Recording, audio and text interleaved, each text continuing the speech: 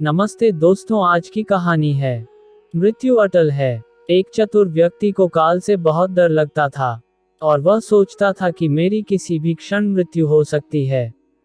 वह क्या करे, एक दिन उसे चतुराई सूझी और काल को ही अपना मित्र बना लिया। उसने अपने मित्र काल से कहा, मित्र, तुम किसी को भी नहीं छोड़ते हो, किसी दिन मुझे भी गाल में धर लोगे।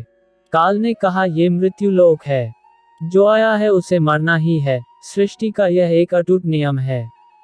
इसलिए मैं मजबूर हूं, पर तुम मित्र हो इसलिए मैं जितनी रियायत कर सकता हूं करूंगा ही।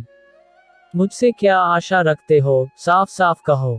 व्यक्ति ने कहा, मित्र, मैं इतना ही चाहता हूं, जब आप मुझे अपने लोक ले जाने के लिए आएगे तो आने से कुछ दिन पहले एक पत्र अवश्य लिख देना, ताकि मैं अपने बाल बच्चों को कारोबार की सभी बातें अच्छी तरह से समझा दूं और स्वयं भी भगवान भजन में लग जाऊं।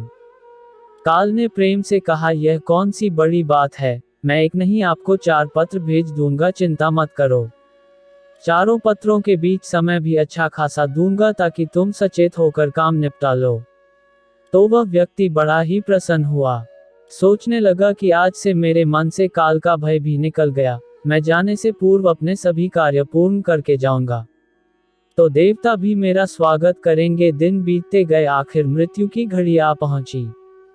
काल अपने दूतों सहित उसके समीप आकर बोला, मित्र, अब समय पूरा हुआ, मेरे साथ चलिए। मैं सत्यता और दृढ़ता पूर्वक अपने स्वामी की आज्ञा का पालन करते हुए एक क्षण भी तुम्हें और यहाँ नहीं छोड़ूंगा। उस व्यक्ति के माथे पर बल पड़ गए, भृकुटी तन गई और कहने लगा, धिक्कार है तुम्हारे जैसे मित्रों पर, मेरे साथ विश्वासघात करते हुए तुम्हें लज्जा नहीं आती।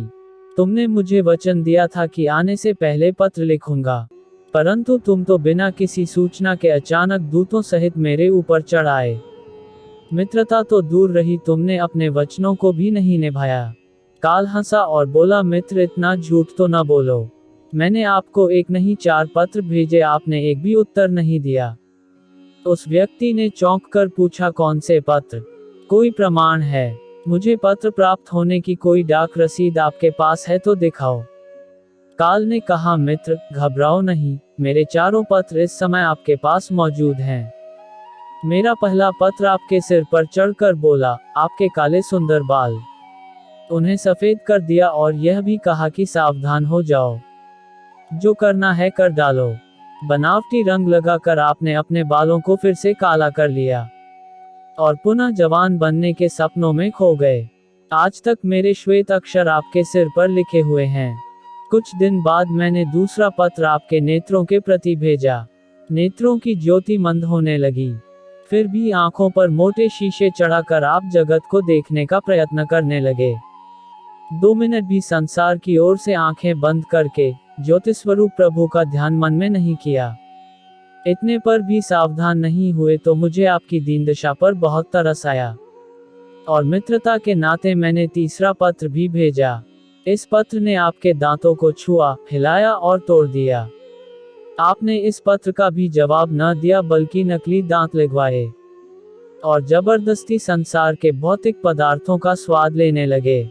मुझे बहुत दुख हुआ कि मैं सदा इसके भले की सोचता हूँ और यह हर बार एक नया बनावटी रास्ता अपनाने को तैयार रहता है।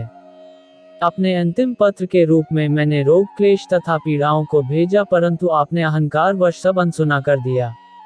वह व्यक्ति काल के भेजे हुए इन पत्रों को सुनकर फूट फूट कर रोने लगा और अपने विपरीत कर्मों पर पश्चाताप करने लगा। उसने स्वीकार किया कि मैंने गफलत में शुभ चेतावनी भरे इन पत्रों को नहीं पढ़ा। मैं सदा यही सोचता रहा कि कल से भगवान का भजन करूंगा, अपनी कमाई अच्छे शुभ कार्यों में लगाऊंगा, पर वह कल ही नहीं आया। काल ने कहा, आज तक तुमने जो कुछ भी किया, राग रंग, स्वार्थ और भोगों के लिए जानबूझकर ईश्वरीय नियमों को तोड़कर तुमने कर्म किए। उस व्यक्ति को जब कोई मार्ग दिखाई नहीं दिया तो उसने काल को करोड़ों की संपत्ति का लोभ दिखाया। काल ने हंसकर कहा, मित्र, यह मेरे लिए धूल से अधिक कुछ भी नहीं है। धन, दौलत, शोहरत, सत्ता, ये सब लोभ संसारी लोगों को वश में कर सकता है, मुझे नहीं। काल ने उत्तर दिया, यदि तुम मुझे लुभाना ही चाहते थे तो सच्चाई और शुभ कर्मों का धन संग्रह करते। यह ऐसा धन है जिसके आगे मैं विवश हो सकता था, अपने निर्णय पर पुनर्विचार को बाध्य हो सकता था, पर तुम्हारे पास तो यह धन चुटकी भर का भी नहीं। तुम्हारे ये सारे रुपए पैसे, जमीन जायदाद, तिजोरी में जमा धन संपत्ति सब यहीं छूट जाएगा। मेरे साथ तुम भी उसी प्रकार निर्वस्त्र जाओगे जैसे कोई भिखारी की आत्मा जाती है। काल ने जब मनुष्य की एक भी बात नहीं सुनी तो वह हाय हाय करके रोने लगा। सभी संबंधियों को पुकारा परंतु काल ने उसके प्राण पकड़ लिए और चल पड़ा अपने मंजिल की ओर। आज की कहानी में बस इतना ही। तो दोस्तों, कल फिर मिलते हैं एक और नई कहानी के साथ। कहानी सुनने के लिए आपको बहुत बहुत धन्यवाद।